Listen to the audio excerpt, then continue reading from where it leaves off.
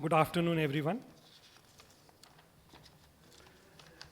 Distinguished dignitaries, guests, delegates, ladies and gentlemen, good afternoon to all of you. It is indeed a privilege to be here today at the Global Sustainability Summit, a forum that brings together some of the most committed minds working to shape a cleaner, greener, and more resilient future for our planet. I am honored to share my thoughts on greening infrastructure for tomorrow. I'll be talking about greening infrastructure for tomorrow, a theme that is not just urgent, but foundational to how we will live, move, and grow in the decades ahead. I'll give you the example of Indian Railways.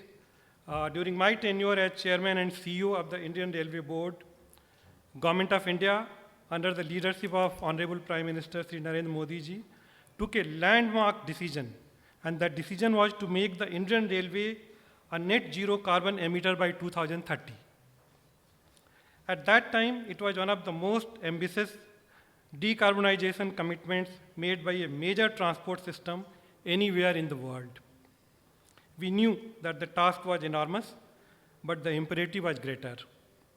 Today, as we reflect on global progress towards sustainability, the lessons from that journey, its challenges, and its possibilities offer insight into how large-scale infrastructure systems can drive transformative change. Infrastructure is the backbone of sustainability. Infrastructure is not just steel, concrete, and technology. It is the skeleton on which societies move, economies grow, and communities connect. And therefore, how we design, build, and operate infrastructure determines the environmental footprint of the entire nation. When infrastructure is green, resilient, and inclusive, it generates a multiplier effect.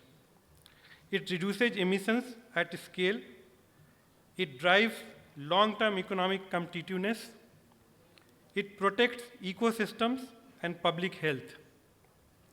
It empowers communities and future generations. Thus, greening infrastructure is not a choice, it is the foundation of global prosperity in the 21st century. The Indian Railways experience of decarbonization is a blueprint for transition in transportation. Allow me to share a few reflections from the Indian Railways decarbonization journey because it demonstrates what is possible when vision meets execution.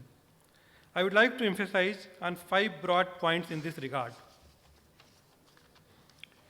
Scale and complexity demand bold vision. Indian Railway is one of the largest railway systems in the world, carrying nearly 8 billion passengers and over 1.6 billion tons of freight annually. Transforming such a system toward net zero was never going to be incremental. It required a systematic transformation in energy sourcing, technology, and operations. Our approach was guided by 3 principles. 1, electrify everything possible. Number 2, source green energy aggressively. And 3rd, enhance energy efficiency at every level. This clarity made it possible to take coherent and confident steps. One of the most consequential decisions was the rapid 100% electrification of the railway network. Indian Railway is one of the railway network in the world which has been electrified 99% already, and by the end of this financial year, it will be 100% electrified. By significantly reducing dependence on fossil fuels, electrification created the backbone for clean mobility. We have completed 99% of railway electrification, but electrification alone is not enough. What matters is what powers the wires. So we complemented it with solar and wind projects, energy storage plans, and strategies for round-the-clock renewable energy procurement. To green the energy supply, we initiated projects to generate around 20 gigawatt of solar and wind power exclusively for railway operations. This was not merely an environmental initiative, it was a financial one also. Renewable energy reduces energy costs and shields public infrastructure from the volatility of global fuel markets. From regenerative braking in electric locomotives to 100% LED-based station lighting to smart metering, we pursued efficiency not as an add-on, but as a culture. Small actions at scale create massive impact. The shift towards sustainability must be embedded into institutional processes. We aligned procurement standards, construction norms, and operational guidelines with green principles, so that each new asset built is inherently cleaner and more efficient.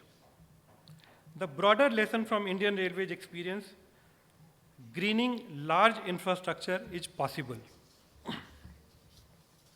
The Indian Railways story is just one example. Around the world, we see extraordinary progress. Renewable energy is the cheapest source of power in many countries. Cities are building sustainable transit networks. Industries are rethinking materials and circularity. Nations are reimagining infrastructure for a low-carbon, climate-resilient future. But we must accelerate. Climate change is not waiting for our timelines. Based on global trends and our own experience, allow me to suggest 4 priorities for the future as far as infrastructure is concerned. 1, we should integrate sustainability at the design stage itself. Sustainability should not be retrofitted, it must be designed into the DNA of infrastructure.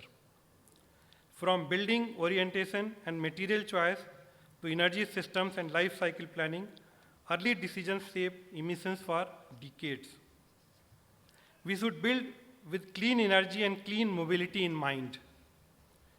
Whether railways, highways, airports, ports, or urban transit, clean energy and green mobility must be core pillars.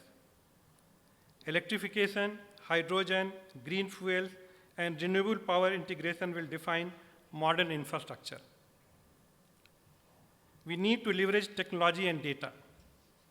Digital twins, predictive maintenance, AI-enabled energy management, and IoT monitoring can dramatically enhance efficiency. A smart infrastructure is sustainable infrastructure. Number 4, faster collaborative financing and public-private partnership.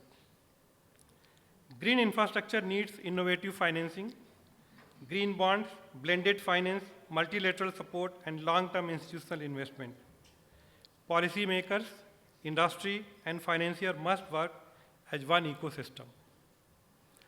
Greening infrastructure is not merely an environmental mandate, it is a moral one also. We are custodians of the system that will save the lives of billions, not just today, but for decades to come.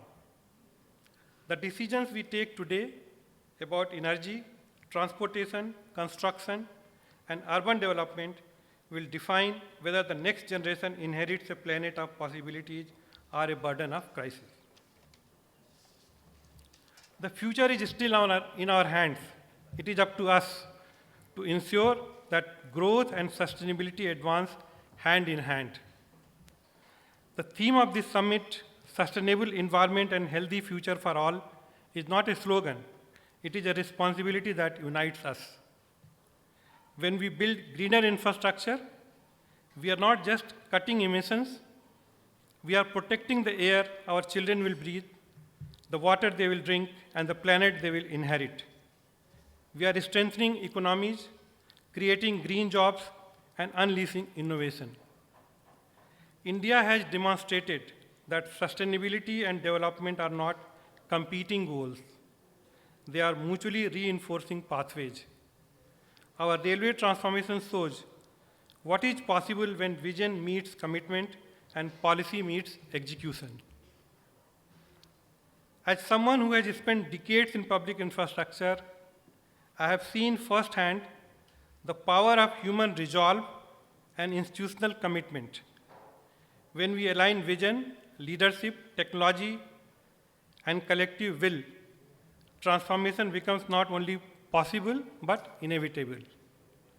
Let us commit today to building infrastructure that heals the planet, empowers people, and stands as a testament to our responsibility to the future. Together, we can build a greener, stronger, and more sustainable tomorrow. Thank you very much. Thank you.